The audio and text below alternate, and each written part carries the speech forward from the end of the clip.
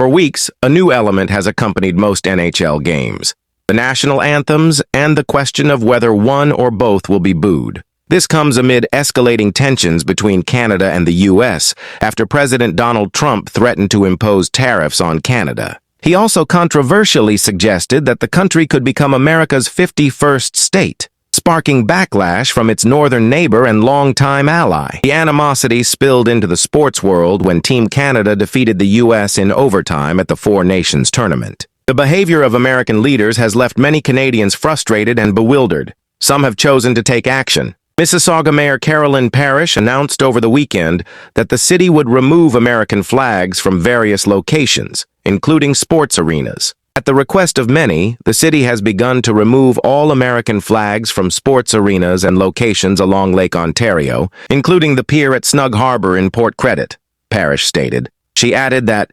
oversized Canadian flags are ordered and will be installed on all the poles at City Hall. Other Canadian municipalities appear to be following Mississauga's lead. The mayor of Barrie recently directed that U.S. flags be removed from municipal buildings, including arenas. Similarly, West Lincoln Township Council voted in February to take the same action in its region. Trump slams rogue judges and weighs in on defying court orders in Fox News interview.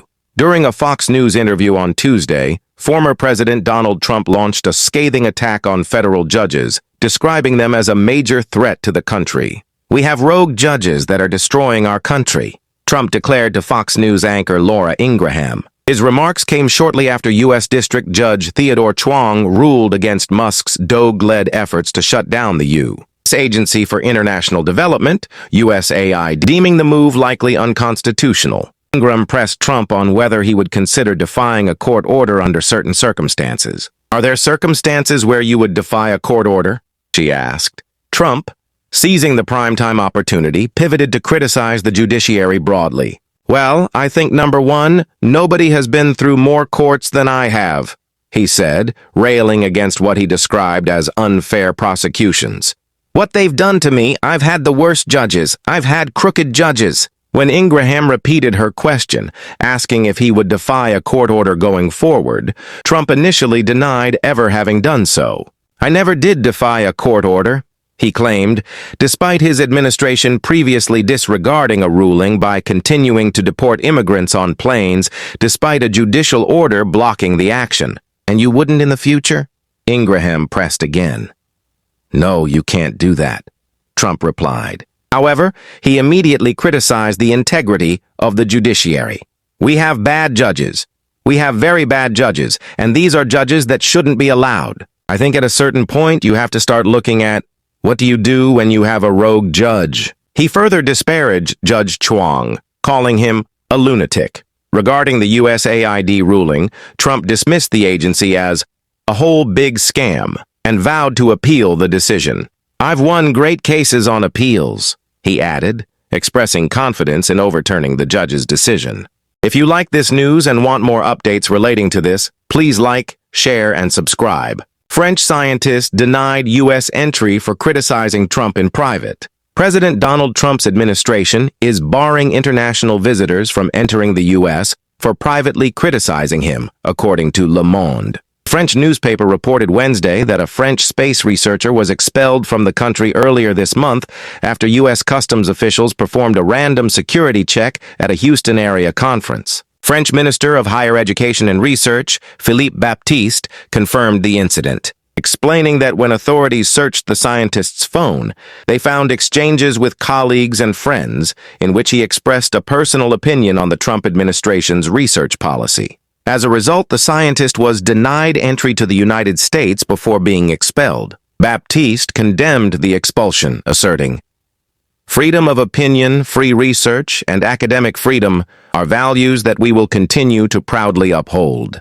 He added, "I will defend the right of all French researchers to be faithful to them while respecting the law." Following the incident, France's Ministry of Foreign Affairs issued a statement expressing its disapproval, but acknowledging that the U.S. has the sovereign right to decide who may enter its borders. The ministry noted, however, that it remains committed to promoting freedom of expression and fostering academic and scientific cooperation. While Le Monde did not specify the content of the messages that led to the expulsion, the Trump administration has faced scrutiny for freezing billions of dollars in federal grants for scientific research, despite a federal judge ordering the release of the funds. Nature reported in February that some researchers at the National Institutes of Health had still not received their grants. The incident also drew attention on social media. University of Maryland biology professor Joshua Weitz referenced the report on Blue Sky, highlighting the potential risks for international visitors attending the 2026 World Cup in the U.S. Writer Chris Bertram warned that the tournament, which will involve thousands of non-U.S. citizens traveling between the U.S., Canada, and Mexico,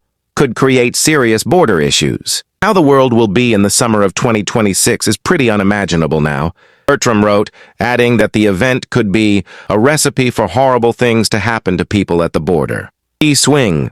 Republican criticizes Trump and Musk in fiery speech. Alaska Senator Lisa Murkowski delivered a sharp rebuke of both former President Donald Trump and Elon Musk during her annual address to Alaska's legislature on Tuesday. She denounced the mass firing of federal employees by Musk's Department of Government Efficiency, DOGE, warning of its reckless nature. The Trump administration's approach lacks the type of planning you need to avoid unintended consequences, and it lacks the fundamental decency you need when dealing with real people, she declared. Public servants are not our enemies.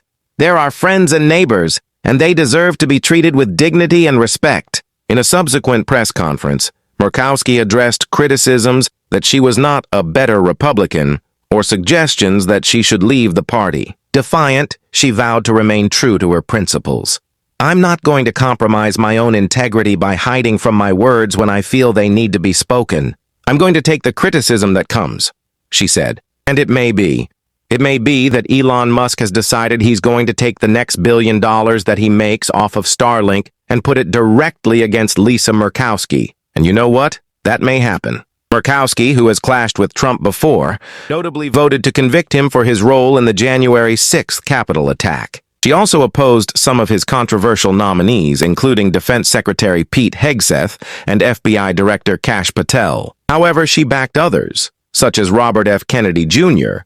for Health and Human Services and Tulsi Gabbard as Director of National Intelligence. The senator also criticized Trump's economic and foreign policies, particularly his tariffs on Canada and his wavering support for Ukraine.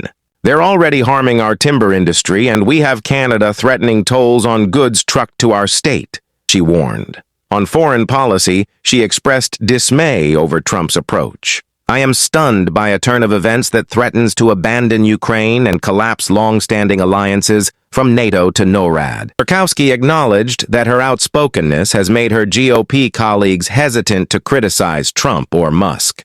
I get criticized for what I say, and then everybody else is like, well, how come nobody else is saying anything? She remarked. Well, figure it out, because they're looking at how many things are being thrown at me, and it's like maybe I just better duck and cover. Despite her criticisms, Murkowski insisted she was not simply anti-Trump, but fulfilling her constitutional duties. I am standing up for my role as a duly elected senator and a member of the congressional branch, standing up for my responsibilities under the Constitution, and I think I can do that without it being interpreted that I am against Trump, she concluded. Panicked CEOs flood Trump with calls to talk him off the ledge, ex-official. Former White House Communications Director Anthony Scaramucci warned that President Donald Trump's increasingly isolated lifestyle at the White House could influence his decision-making. I think a 15% move down in the markets, he'll start caring about the economic fallout from his government cuts. Scaramucci told MSNBC's Nicole Wallace, referring to Trump's Department of Government Efficiency DOGE initiative. Upon taking office, Trump created DOGE by executive order, appointing tech billionaire Elon Musk to lead it. The initiative has driven sweeping government downsizing, slashing websites, grants, programs, and staff under the promise of saving taxpayers trillions. Remember, he's living alone in the White House, Nicole, Scaramucci emphasized. I think it's important for people to understand that there's nobody there to hand-check him. There's no family in there. And so he's taking calls over the weekend from various CEOs that I know that are trying to talk him off the ledge of this sort of stuff. Wallace noted that Steve Bannon, once a Trump ally, has turned against him over the Doge cuts, arguing they disproportionately harm the MAGA base. Scaramucci predicted dire political consequences if the cuts continue. The stock market will. You take the market down another 15%, we go into a recession, you'll flip the Congress, even though the Democrats weren't really doing so well from an approval rating right now, he explained. He warned that destabilizing the economy could hand Democrats control of Congress and diminish Trump's power. He's doing this thinking that it's going to restore manufacturing, but it's actually going to have the opposite effect, and market participants know this, Scaramucci concluded.